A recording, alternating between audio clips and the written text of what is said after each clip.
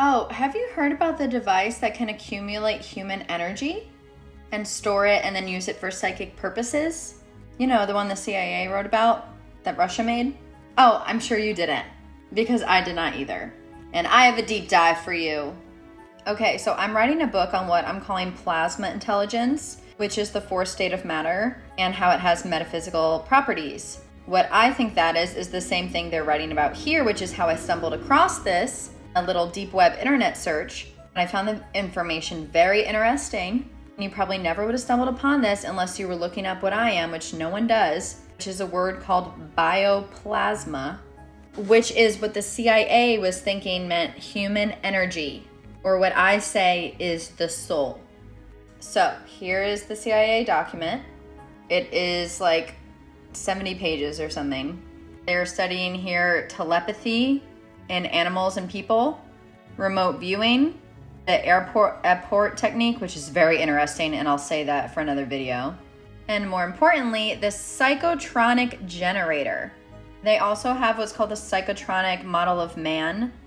I think you guys might have seen some of these symbols in ancient books or teachings. Feel free to do your own deep dive here. Okay, so basically the actual generator pictures have been redacted from this, and it's definitely not this big. It was made from a man named Robert Pavlita. I cannot find information on him anywhere.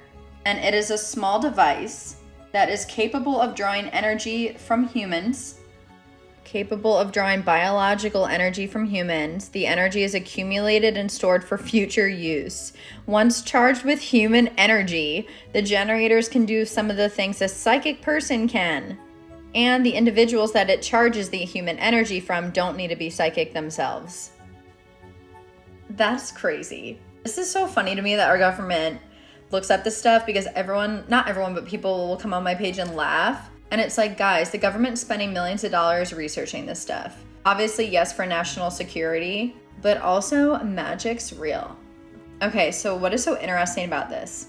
They even talk about here how this concept of human energy dates back to chi or prana. It's also been called odic force, etheric force, animal magnetism, N-force, which was Newton force, which I think is still in physics. I believe there's more information about some of these psychic discoveries and papers in this book. It's just like $45 and I don't want to pay for that. But feel free to screenshot this if this subject interests you, because this is all about the parapsychology in Russia and all these experiments. So one insane thing here is it says that it enhances plant growth. So does plasma. Look it up. I'm telling you, plasma is the same thing here. And they literally call it, by the way, bioplasma. I will show you where. Oh, they were also concerned this could be used as a weapon because it couldn't be used for good or bad. It said that it could also make people discomforted or dizzy, but it also gave off psychic effects and positive things. So once again, like plasma or this neutral force, your intention can impress things on it to make it good or bad, which is why it's definitely being hidden from the general public. Oh, here we go. According to Soviet and Czechoslovakian parapsychology, the energy is called bioplasmic or psychotronic energy. So when we talk about the generator, we can just literally call it a bioplasma generator, which is once again the human soul or human energy. This is the only image I could find on the actual declassified site that had to do with, I guess, put bioplasmic rotor here. People actually do use this, and they put like tinfoil on it and then they put their hand on it, and if certain people who can focus can actually move the tinfoil in a vortex. They were saying that people can do this when you concentrate your energy, which is literally magic. But it's basically our brain, the electromagnetic waves are bumping up against the electrostaticness of an inorganic material, and the interaction of that causes the vortex or makes it move. I have a whole nother video about that. It's very interesting. And just type telekinesis in the comments if you want that video, because it's a deep dive as well based on these papers. So Robert Pavlita, this is the most interesting part of this video. I should have started with this. He stated that why his machine worked, and he worked on this for 30 years without the government knowing, by the way.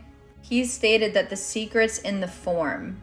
So basically, really quick, some background. What happened was he was working on this for a long time, and then the government found out he was doing this stuff, and they kind of like took him up. You won't find anything about it basically online besides in the CIA papers. And if you do, I really want to know if you find this Robert guy.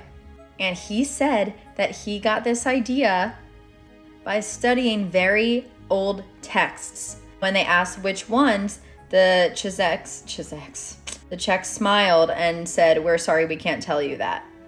The generators were not fully patented yet. I looked up a patent, by the way, that was in 1994. But I think this might have been in the 70s. But anyway, he said the secret of the generators is in their form. That is the key thing that Pavlita talked about in his studies. It is the shape that lets you accumulate this energy and turn it into whatever purposes you want. I am going to figure this out in the future. Obviously, this has to do with sacred geometry. It also had to do with the use of copper, iron, gold, steel, brass.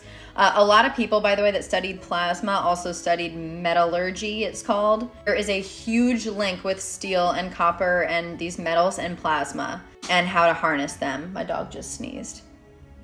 They also compared it to Reichenbach's idea of an otoscope or an otic force, which is an all-pervasive energy, plasma, which this is the otic force. He compared it to animal magnetism. It also had to do with the god Odin.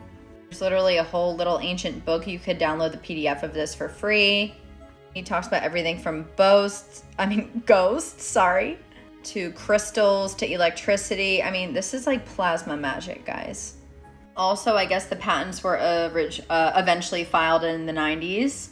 This is one of them that directly is linked to this generator that is called bioenergy treatment.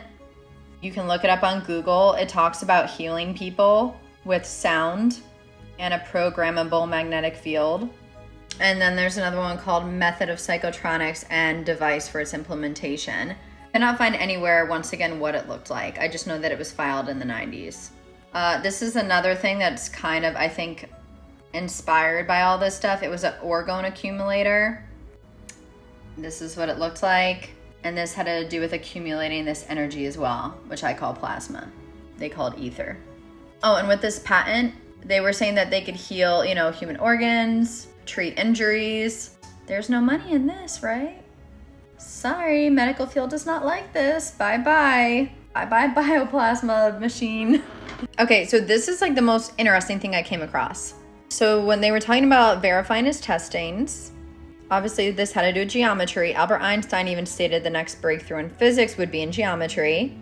Once again, Pavlita stated that the secret's in the form to harvest this energy. Harness, not harvest.